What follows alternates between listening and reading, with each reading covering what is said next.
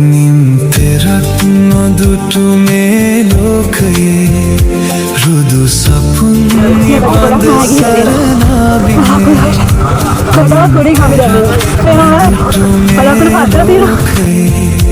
රුදු සපුන් නිබඳ සරණාබිමේ ඔබේ සිනාවත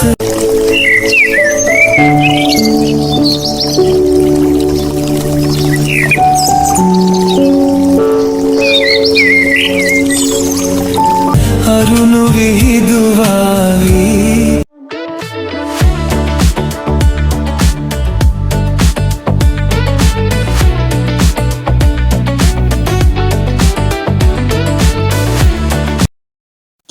හායි ලස්සන ළමයි කොහොමද ඔයාලට අදත් අපි ලස්සන ට්‍රැවල් ව්ලොග් එකක් අරගෙනයි ආවේ අපේ විශේෂම දවසක් වෙනුවෙන් තමයි අද දවස අපි වෙන් කරගෙන තියෙන්නේ.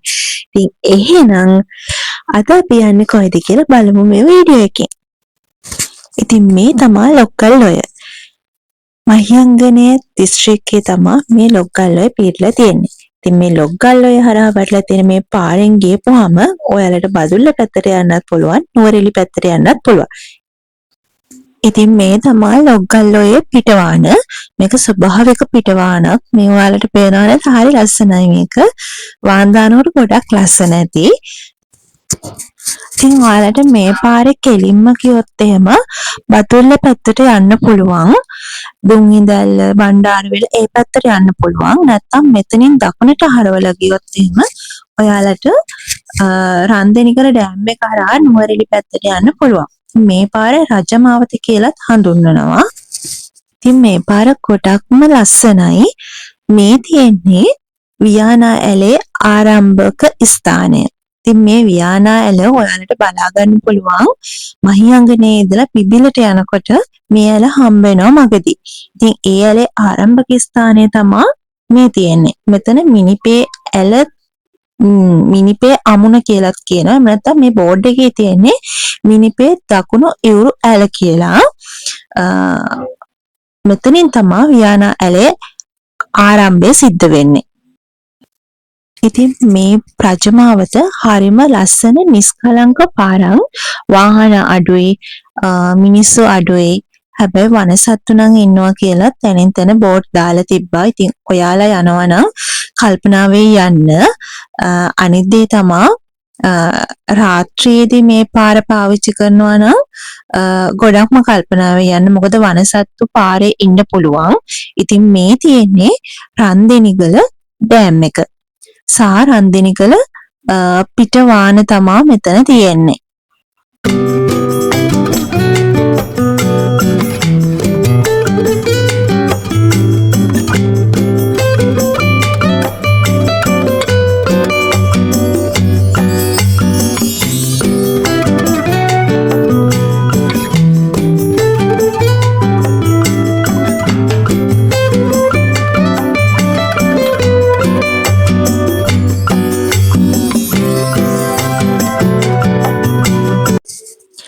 මම තාම ඔයාලට කිව්වේ නෑනේ අපි අද යන්නේ කොහෙද කියලා. ඉතින් අපි අද යන්නේ ලංකාවේ ලස්සනම පාරාදීසයකට. ඒ තමා දවසේ වැඩිම වෙලාවක් මීදුමෙන්ම වැහිලා තියෙන, දවසේ අඩුම වෙලාවක් ඉර පායන ඒ සුන්දර මනරම් පාරාදීසයට. ඒ තමා මන්දාරම් නුවර. ඉතින් මේ මනරම් පාරාදීසයට මන්දාරම් නුවර කියලා නම හැදිලා තියෙන්නේ මෙන්න මේ හේතුව නිසා තමයි. මෙන්න මේ සුන්දර පාරාදීසය, ඒ කියන්නේ මේ මන්දාරම් නුවර පිහිටලා තියෙන්නේ ලස්සන කඳු වැටි 4කට නැති වෙලා. ඒ කඳු පාමුල තමයි. ඉතින් ඒ කඳු 4 තමයි පිදුරුතලාගල, ගෝනපිටිය, කබරගල සහ උඩගබ්බල කඳු වැටි. මේ 4ටම නැති වෙලා මේ කඳු පාමුල තමයි මේ මනරම් සුන්දර සංචාරක ආකර්ෂණීය ඉතා ඉහළින් දිනාගත් සුන්දර මන්දාරම් නුවර පිහිටලා තියෙන්නේ. ඉතින් මේ පරිසරය හරිම ලස්සනයි, හරිම සුන්දරයි. ඉතින් ඔයාලට මගේ වීඩියෝ එක ඉස්සරහට බලන්න පුළුවන්. ඒ වගේමයි මෙන්න මේ දිය ඇල්ල. මේ දිය ඇල්ලේ නම දන්න කෙනෙක් පහතින් කමෙන්ට් එකක් දාන්න. ඉතින් මම මේ වීඩියෝ එකේ මුලදීම ඔයාලට කිව්වා අපි මේ ට්‍රිප් එක දාගත්තේ අපේ විශේෂ දවසක් හේතු කරගෙන කියලා.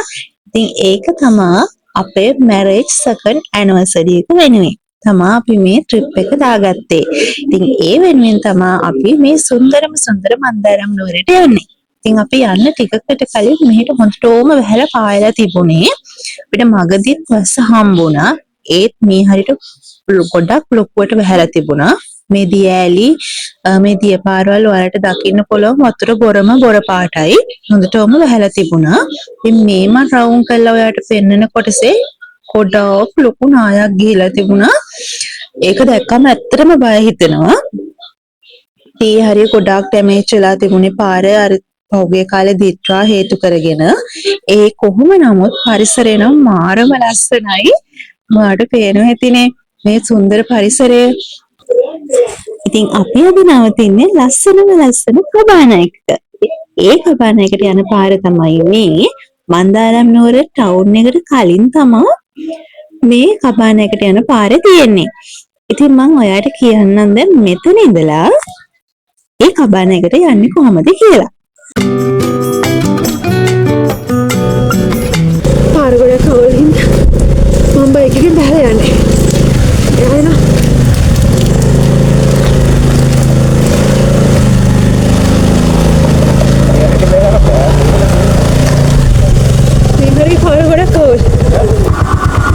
ලස්සනයි ටික.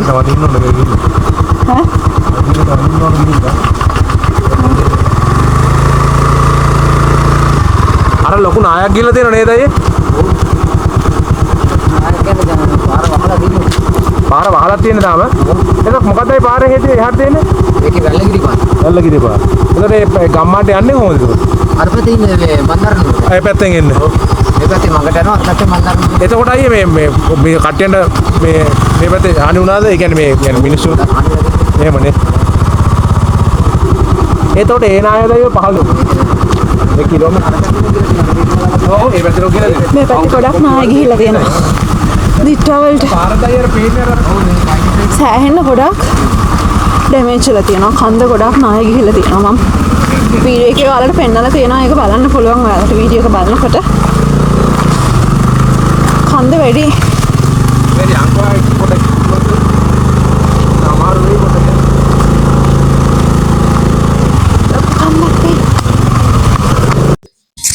මේ පාරේ යන්න ටිකක් අපහසුයි. මොකද පාර ගොඩක් කැඩිලා තියෙන්නේ. අපි බයික් එකේ ආපු නිසා කබාන එකේ කට්ටිය කිව්වේ ටිකක් දුර උඩට අපිට එන්න කියලා. කන්ද තියෙන්නේ ගොඩක් අමාරුණා යන්න. ඒ කියන්නේ බයික් එකේ ආපු නිසා සාමාන්‍ය විදියට ගියා. හැබැයි මග බෑ එම තමයි අපි ගියේ. ඔයාලා වෙනත් වාහනයක එනවා නම් පහලින් වාහනේ දාලා තමයි එන්න ඕනේ. ඒගොල්ලන්ගේ වෙහිකල් එක එනවා ඔයාලා ඉන්න තැනට. එතන ඉඳන් එන්න පුළුවන්.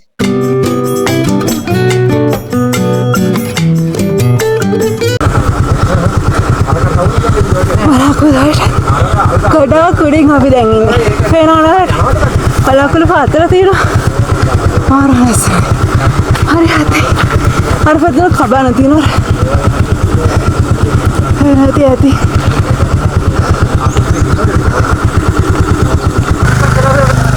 අපිට තියෙන පාරේ බහැලා යන්නේ. මේ අංකල් තමයි හොටි විස්තර කී කියන්නේ අපිට.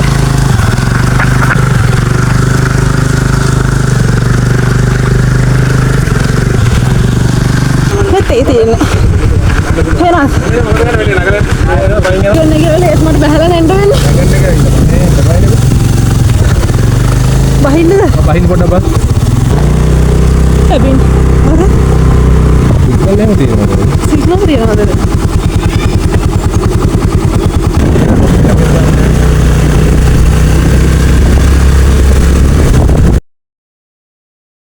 මෙතන නම් අපිට තියෙන්නේ ඔෆ් රෝඩ් එක්ස්පීරියන්ස් එකක් ගන්න. මේ තියෙන්නේ කබාන එකේ වෙහිකල් එක. ඒගොල්ලෝ ඇවිත් ඉන්නවා අපිව එක්කයි යන්න. මෙතනින් අපි අපේ බයික් එක දාලා ඒගොල්ලන්ගේ ඒ ඔෆ් රෝඩ් වෙහිකල් එකේ තමයි ගියේ. ඉතින් ඒක මාරම එක්ස්පීරියන්ස් එකක්. මම ජීවිතේ ෆස්ට් ටයිම් තමයි ඔය වගේ එක්ස්පීරියන්ස් එකක් ගත්තේ. ඉතින් දැන් අපි මේ වෙහිකල් එකේ යන්නයි හදන්නේ. බලමුකෝ පරිසරයේ ලස්සන කොහොමද කියලා. ඉතින් මම ඔයාලට මුලින් කිව්වනේ ඔයාලා වෙන වාහනයක ආවනම් කියන්නේ බයික් එක නැතුව වෙන වාහනයක ආවනම් පහලින් තමයි වාහනේ දාන්න ඕනේ. ඉතින් එතනටත් එන්නේ මේ වෙහිකල් එක තමයි ඔයාලව ගන්න. ඉතින් මෙතන ඉඳන් පාර නම් වටපිටාව ඇත්තටම ලස්සනයි. පාර නම් ඔයාලම බලන්නකෝ කොහොමද කියලා. ඇත්තටම මට මාර බයක් දැනුණා යනකොට. ඒ වුණාට අපව එනකොට නම් එච්චර බයක් දැනුන්නේ නැහැ. යනකොට ඇත්තට මාර බයක් දැනුනේ. ඉතින් මේ කබානකට ඔයාලත් එනවා නම් ඔයාලට නොබලේ ඔෆ් රෝඩ් එක්ස්පීරියන්ස් එක ලබා ගන්න පුළුවන්. ට්‍රිප් එකක් ගියා කියලා හොඳටම දැනෙන්න නම් මේ වගේ තැනකට යන්නම ඕනේ. ඒ තරම් ලස්සනයි. ඉතින් මං ගත්ත පළවෙනි ඔෆ් රෝඩ් එක්ස්පීරියන්ස් එක මේ පාර පේනවනේ ඔයාලට. මේ පාරේ තමයි යන්න තියෙන්නේ. ඉතින් බය දැනෙන එක සාධාරණයිනේ. ඉතින් මේ වටපිටාවේ තියෙන එළවලු හෙල්මලු විදියට තමයි ඒගොල්ලෝ වගා කරන්නේ. මොකද මේ පැත්තේ කඳුනේ.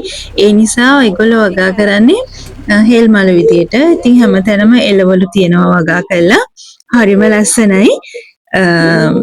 ඉතින් අපි අද යන්නේ කබාන එකටනේ. ඉතින් ඒ කබාන එකට යන පාර තමයි මේක. බලන්නකො ලස්සන වලාකුළු පාත්තලා තියෙනවා. මාරම ලස්සනයි ළමයි. මේ තමයි මන්දාරම් නුවර. නමේ හැටියටම පරිසරයේ තියෙනවා. ඒ තරමටම ලස්සනයි. මම ආසම විදිහේ පරිසරයක් තමයි ඒ තියෙන්නේ. මීදුමෙන් පිරීලා දවසේ අඩුම වෙලාවක් තමයි ඉර පායලා තියෙන්නේ. හරිම ලස්සනයි. ඉතින් අපි අද ඉන්නේ කබාන එකේ 360 view එකකින් කොටසක් තමයි මේ මම ඔයාලට පෙන්නන්නේ. ඉතින් කබාන එක view වෙන්නේ ওই පැත්තට. මම ඔයාලට පෙන්නන්නම් අතට ගිහිල්ලා කොහොමද කියලා. ඉතින් මෙතනින් තමයි අපේ නැවතුම වෙන්නේ.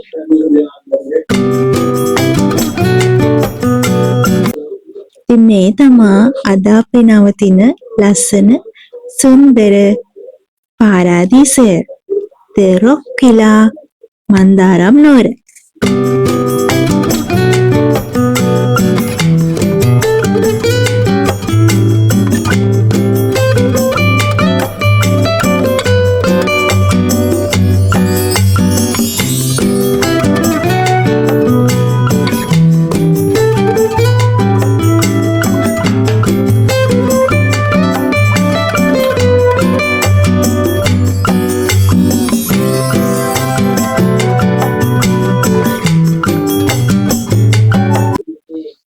බලන්නකො පරිසරයේ ලස්සන මීදුමින් වෙහිලා මාරම ලස්සනයි.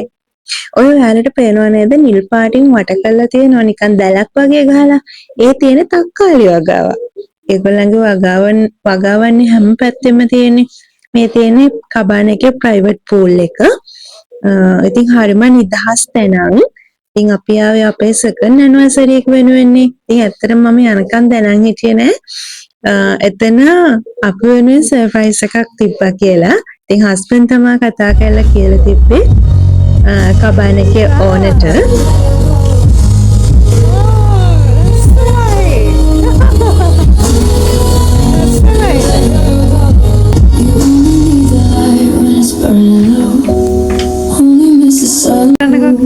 පඩින්න.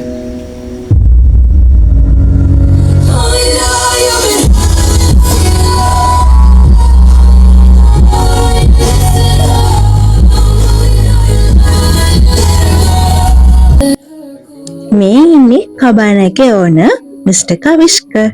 හරිම ෆ්‍රෙන්ඩ්ලි පර්සන් කෙනෙක්. අපේ මේ මුළු රූම් එකම ඩෙකොරේට් කරලා තිබ්බ ඒගොල්ලෝ ෆ්‍රෙෂ් ෆ්ලවර්ස් වලින්. ඇත්තටම හරිම ලස්සනයි. ඉතින් හස්බන්ඩ් තමයි කතා කරලා කියලා තිබුණේ මට මේ වගේ සර්ප්‍රයිස් එකක් දෙන්න ඕනේ. ඒ හින්දා ඒ විදිහට ඩෙකොරේට් කරන්න කියලා. ඉතින් thank you ඒකට. මේ කබාන එකේ නම තමයි The Rock Villa. මම ඔයාලට කලිනුත් කිව්වයි නම The Rock Villa.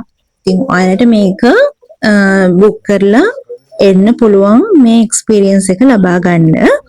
අපි මේක සිලෙක්ට් කරගත්තේ Facebook එකේ page දෙකකින් දැක්ක මේක. ඒ දැකලා තමයි මේක බුක් කරන්න ඕනි කියලා හිතුනේ. මේක ඇත්තටම හරිම ලස්සනයි.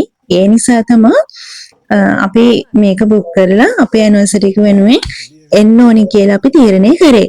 ඉතින් ඔයාට මේ කබාන එක බුක් කරගන්න අවශ්‍යයි නම් මම ෆෝන් නම්බර් එක ඩිස්ප්ලේ දාන්නම්. මෙයාලගේ Facebook page එකකුත් තියෙනවා. ඒත් මේ The Rock Villa කියන නමින්ම තමයි තියෙන්නේ. ඒකේ link එකත් මම description එකේ දාන්නම්. මේ ෆෝන් නම්බර් එකට කතා කරලා ඔයගොල්ලන්ට වැඩි විස්තර දැනගන්න පුළුවන්. ඉතින් මේ කබාන එක පිටලා තියෙන්නේ අංශක 360ක view එකක් තියෙන ලස්සන සුන්දර පරිසරයක. ඉතින් මේකේ මම ඔයාලට කලින් පෙන්නන private pool එකකුත් තියෙනවා. ඔයාලට ඒක use කරන්න පුළුවන්. ඒ වගේම තමයි මේ කබාන එකට එන ඔයාලට ජීවිතේ අමතක නොවන කිලෝමීටර් 4ක ලස්සන off road ගමනක් යන්න පුළුවන්. ඒ වගේමයි මේ කෝටේජ් එක එහෙම නැත්නම් මේ කබාන එක පිටලා තියෙන්නේ පිදුරු තලාගල කන්ද පේන මානේ. ඉතින් මම ඔයාලට විශේෂයෙන් කියන්න ඕනේ මම ගොඩක් try කරා පිදුරු තලාගල කන්දේ අර ටවර් ටික කැප්චර් කරගන්න. ඒත් අධික මීදුමින් හින්දා මට කැප්චර් කරගන්න බැරි වුණා ඒක. එකම මොහොතක අපි දැක්කා ඒක තියෙනවා ටවර් ටික තියෙනවා දැක්කා. ඒත් වීඩියෝ කරගන්න බැරි වුණා. ඒ තරමට මීදුම මාරම ලස්සනයි.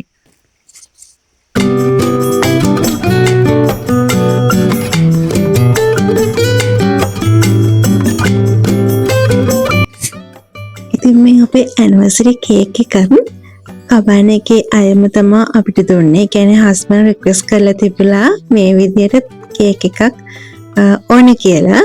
ඉතින් ඒ නිසා ඒගොල්ලෝ අපිට ක්‍රියේට් කරලා දුන්නා. ඉතින් මේ තියෙන අපේ දෙවෙනි දවසේ උදේ ලස්සන දේ දුන්නා පායලා තිබ්බා. අපි උදේ නැගිටිනකොට මේ පරිසරය හරිම ලස්සනයි. අමු පායලා තිබුණා. මුල්ලෙන්ග මීදුමක් තිබ්බා. අනේ හරිම ලස්සනයි පරිසරය.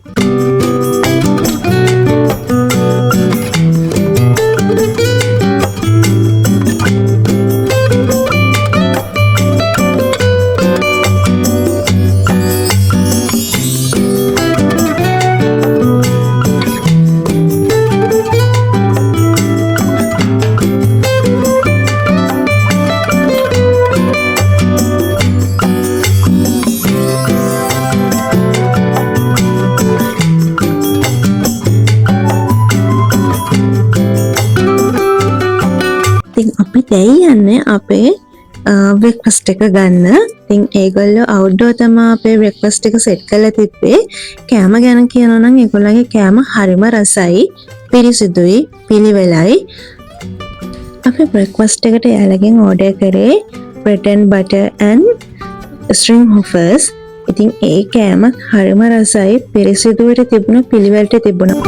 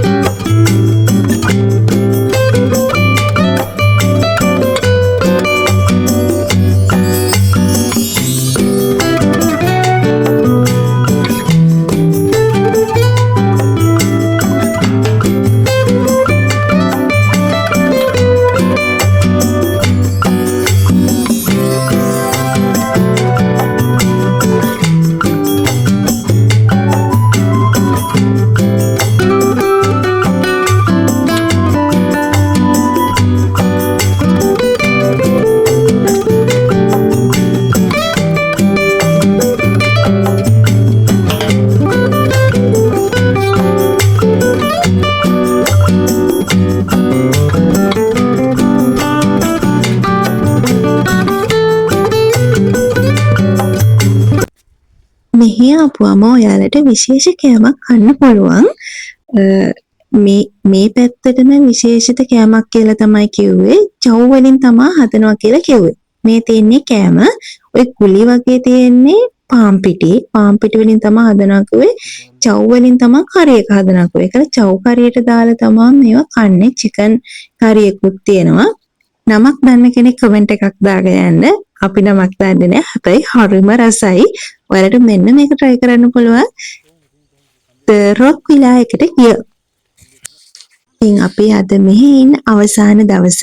ඉතින් අපි උදෙන්ම ගියා එළවලු කොටුවකට fresh vegetables ටිකක් අරගන්න මේ ගෙදර ගේන්න. ඉතින් මේ තියෙන්නේ ඒ වගාවේ අයිති දෙන්න තමයි මේ ඉන්නේ. හරිම හොඳ ඇන්ටි කෙනෙකුයි අංකල් කෙනෙකුයි. ඉතින් අපිට කැරට් දුන්නා, ගෝවා දුන්නා, වට්ටක්කලිස්, එතකොට රතුලුණු, චව් ඒගොල්ලෝ ගොඩක් ಜಾති අපිට දුන්නා. ඒගොල්ලෝ හැම දෙයක්ම වගා කරලා තමයි තියෙන්නේ. ඉතින් ගියපුවාම හරිම ආසයි.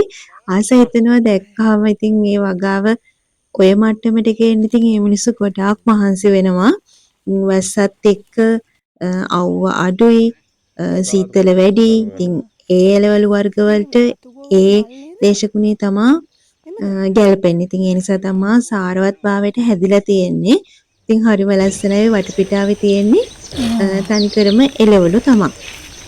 පොඩි කරගන්න නැතුව ගෙනියන්න ඕන. මේ කොළ ටික නේද? ඔව් නැත්තම්.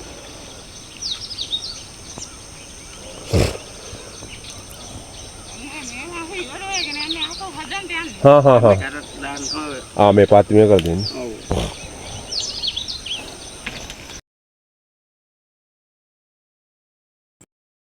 අපි අද ගෙදර එන්න තමයි මේ ෆ්‍රෙෂ් එළවලු ටිකක් ගන්න ගියේ. ඉතින් කිසිම ලෝභකමක් නැතුව මහා ගොඩක් අපිට එළවලු දුන්නා. ඉතින් අපි කඩේකින් ගත්තනම් මේ මුදලට ඇත්තටම ගන්න බෑ. ගොඩාක් එළවලු දුන්නා. ඉතින් එයාලටත් ගොඩාක් ස්තුතියි. ඒ වගේම කපාන එක ඔයාලට කියන්නේ මේ කොටේජ් එක ගැන ඔයාලට වැඩි විස්තර දැනගන්න ඕන නම් මම description එකේ සහ display එකේ දාලා තියෙන phone number එකට කතා කරලා ඔයාලට වැඩි විස්තර දැනගන්න පුළුවන්. මේ එක්ස්පීරියන්ස් එක ගන්න නම් ඔයාලා මේ කොටේජ් එකට එන්නම ඕනේ. ඇවිල්ලාම බලන්න මේ සුන්දරත්වය කොහොමද කියලා. ඔයාලට එතකොට තේරෙවි. ඒ වගේම ද රොක් විලායකේ ඕන මිස්ටර් කවිෂ්ක අප වෙනුවෙන් කරපු හැම ට්‍රීට් එකකටම ගොඩක් ස්තුතියි. ඉතින් එහෙනම් තවත් අලුත් ලස්සන වීඩියෝ එකක් අරන් එනකන් කින් එන්නම් හැමෝම පරිස්සමෙන් සතුටින් ඉන්න. ඒ වගේම මට කියන්න බැරි වුණා අපේ YouTube channel එක තාම subscribe කරලා නැත්නම් subscribe කරන්න, bell icon එක click කරන්න. එතකොට අපි වීඩියෝ එකක් අප්ලෝඩ් කරපු ගමන්ම ඔයාට notification එකක් එනවා. එහෙනම් ගිහින් එන්නම්. bye.